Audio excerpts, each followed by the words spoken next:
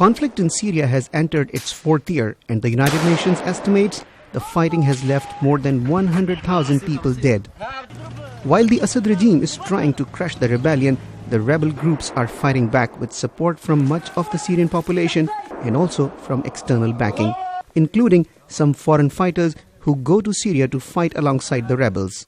These foreign fighters come from several different countries, says Daniel Serwer, a scholar at the Middle East Institute and professor at Johns Hopkins School of Advanced International Studies.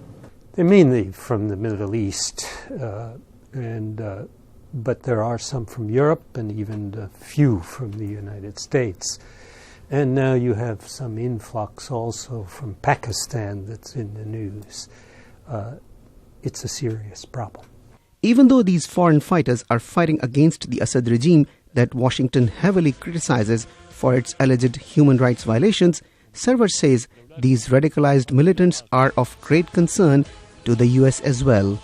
It's quite clear that Syria, or parts of Syria, risk becoming a haven for extremists, and they'll use that haven as a platform eventually to launch attacks against the United States, as has happened with Yemen, has happened with Pakistan, has happened with Afghanistan. Experts also say a lot of Syrians are hesitant to join the anti-Assad forces because of the presence of foreign fighters among their ranks. Fragmentation among the rebel groups benefits the Assad regime, says Lala Hilal, an expert on Syria with Washington's New America Foundation.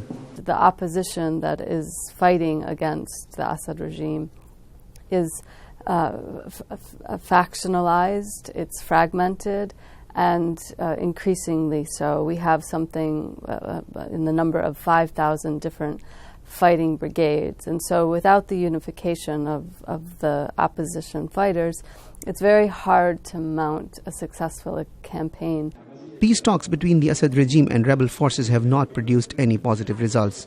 And Hilal points out the crisis in Ukraine has further diminished hopes for a diplomatic solution of the crisis. The impacts Crimea situation is having on Syria is that it is undermining the ability of Russia and the U.S. to work together toward a diplomatic solution for Syria. The crisis in Syria has now caused more than 2.5 million people to flee the country and become refugees. Experts stress that further delay in finding a diplomatic solution to the conflict will only aggravate the humanitarian crisis. Kokab Farshori, VOA News, Washington.